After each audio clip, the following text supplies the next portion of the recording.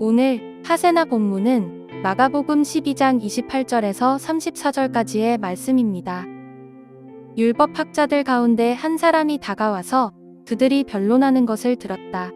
그는 예수가 그들에게 대답을 잘하시는 것을 보고서 예수께 물었다. 모든 계명 가운데서 가장 으뜸되는 것은 어느 것입니까?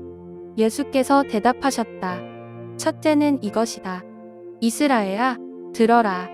우리 하나님이신 주님은 오직 한 분이신 주님이시다.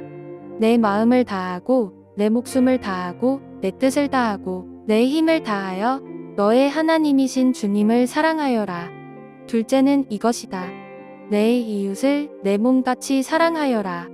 이 계명보다 더 큰 계명은 없다. 그러자 율법학자가 예수께 말하였다. 선생님, 옳은 말씀입니다. 하나님은 한 분이시요. 그 밖에 다른 이는 없다고 하신 그 말씀은 옳습니다. 또 마음을 다하고 지혜를 다하고 힘을 다하여 하나님을 사랑하는 것과 이웃을 자기 몸같이 사랑하는 것이 모든 번제와 희생제보다 더 낫습니다. 예수께서는 그가 슬기롭게 대답하는 것을 보시고 그에게 말씀하셨다. 너는 하나님의 나라에서 멀리 있지 않다. 그 뒤에는 감히 예수께 더 묻는 사람이 없었다. 목요일과 금요일 하세나 하시죠 본문을 보면 이 바리새인들과 헤롯 당원들 그리고 사두개인들까지 예수님께 불순한 의도를 가지고 찾아와 예수님의 허점을 찾고 그를 살해하려고 시도했음을 봅니다. 그러나 예수님은 하나님께서 주신 지혜로 그들의 질문을 마치 솔로몬의 재판처럼 잘 처리하였고 오히려 이것을 기회로 삼아 주위에 있는 많은 이들을 하나님의 나라와 복음으로 더욱 굳세게 무장시키셨음을 우리는 보았습니다. 그런데 오늘은 한 율법학자가 찾아왔습니다. 어쩌면 성도님들께서는 율법학자라는 이 단어보다는 개역 개정에서 사용하는 서기관이라는 단어가 더욱 익숙하실지도 모르겠습니다. 이 서기관들은 구약 성경 시대까지 거슬러 올라가 시작됨을 발견할 수 있습니다. 초기에는 문서를 작성하고 보관하고 왕과 그리고 제사장들을 보조하는 직업적 서기로 시작되었으나 바벨론 포로 시대 이후 유대인들이 율법 중심의 이 신앙 체계를 재구성하면서 서기관들의 역할은 점점 율법 해석과 교육으로 확대되었습니다. 따라서 이 율법이 문학적으로 역할을 했던 이 1세기 팔레스타인에서 서기관들은 사회에서 매우 존경받는 계층에 속했으며 종종 바리새인들이나 사두개인들과 밀접하게 연관되어 있었다라고 역사는 기록하고 있습니다.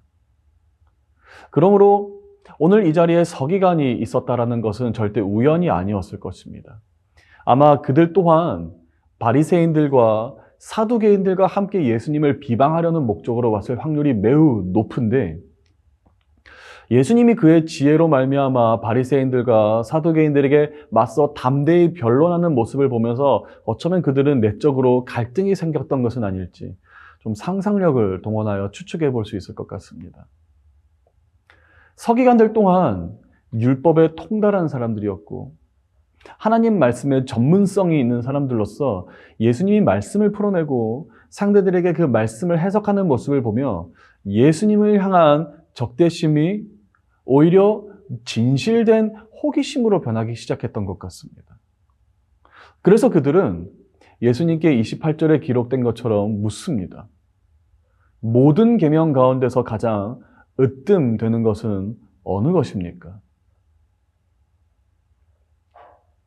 바리새인들과 헤롯 당원들이 예수님을 살해하고자 한 그 의도를 가지고 질문했을 때 예수님은 그들의 악함을 간파하시고 도리어 그들에게 더욱 큰 난제로 답변하셨지만 어쩌면 오늘 이 서기관이 예수님께 자신의 진실된 마음으로 질문했을 때 예수님은 이 서기관의 마음 중심 또한 보셨던 것 같습니다.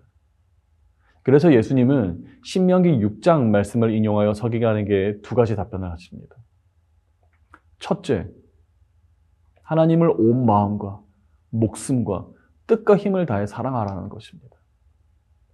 여기서 온 마음이란 우리의 모든 감정과 의지를 말하며 온 목숨은 우리의 모든 생명과 모든 존재, 온 뜻은 우리의 모든 생각과 계획으로, 그리고 온 힘이란 우리의 모든 물질과 에너지를 뜻하고 있어 하나님을 사랑한다는 것이 우리 인생의 중심이 되어야 하며 이유가 되어야 하며 다른 모든 것은 이와 견주었을 때 비본질임을 가르치고 있는 것입니다. 그런데 예수님의 가르침은 절대 여기서 마치지 않았습니다.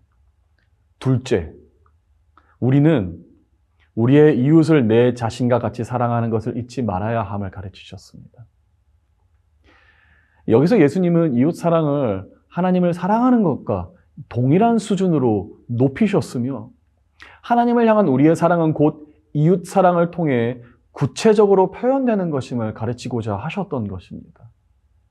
그래서 이를 너무나도 잘 이해했던 예수님께서 가장 사랑하신 제자 요한은 그의 서신에서 이렇게 고백하지 않았겠습니까? 요한일서 4장 말씀입니다. 누구든지 하나님을 사랑하노라 하고 그 형제를 미워하면 이는 거짓말하는 자니 보는 바 그 형제를 사랑하지 아니하는 자는 보지 못하는 바 하나님을 사랑할 수 없느니라. 우리가 이 계명을 주께 받았나니 하나님을 사랑하는 자는 또한 그 형제를 사랑할지니라. 저는 오늘 본문을 보면서 이후의 말씀이 저에게 하이라이트가 되었습니다. 목요일과 금요일 말씀을 보면 바로 이 부분에서 예수님께서 이 답변하시는 이 부분에서 오히려 예수님께 질문하는 사람들은 창피함과 수치를 느끼며 도망치듯 자리에서 사라져야 하는데 오히려 오늘 본문을 보니 예수님의 말씀에 경청했던 서기관은 예수님 말씀에 동의하며 자신의 생각까지 이야기하는 것입니다. 34절 말씀. 마음을 다하고 지혜를 다하고 힘을 다하여 하나님을 사랑하는 것과 이웃을 자기 몸같이 사랑하는 것이 모든 번제와 희생제보다 더 낫습니다. 당시 종교 지도자들은 제사와 율법 준수를 모든 것 위에 두었으며 강조했습니다.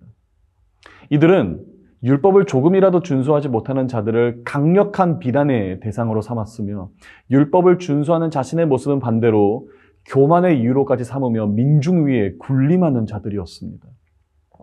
그러나 예수님의 말씀을 들었던 서기관은 순간 사고의 변화가 일어나며 큰 깨달음을 얻게 됩니다. 마치 바울처럼요.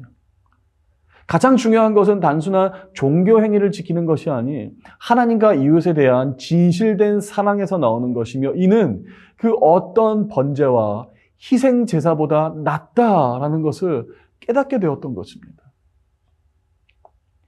그래서 예수님은 서기관의 마음과 그 중심을 보시며 흐뭇하게 웃습니다. 그리고 말씀하시길 너는 하나님의 나라에서 멀리 있지 않다. 사랑하는 높은 뜻 푸른교회 성도 여러분, 오늘 하나님이 간절히 우리 삶 가운데 원하시는 것은 수많은 번제와 희생 제물이 아닙니다. 미가서의 말씀처럼 하나님이 1년 된 송아지를 원하시는 것도 아니라 천천의 수양이나 만만의 강물 같은 기름 그것을 원하시는 것이 아닌 오직 여호와 하나님을 사랑하고 우리 이웃을 우리 자신처럼 사랑하는 것. 진실된 사랑이 바로 오늘 하나님께서 진실로 우리 삶 가운데 보기 원하시는 모습인 줄로 믿습니다. 오늘 우리 모두에게 서기관의 깨달음이 있기를 간절히 기도하며 우리 또한 하나님 나라에서 멀리 있지 않은 사람들로 변화되어 서로 뜨겁게 사랑하는 친밀한 사귐이 있는 공동체가 되기를 주님의 이름으로 축복합니다. 오늘의 아시조는 우리 집 주변의 쓰레기를 줍는 것입니다.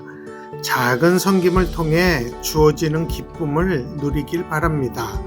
오늘의 아시조 함께 하시죠.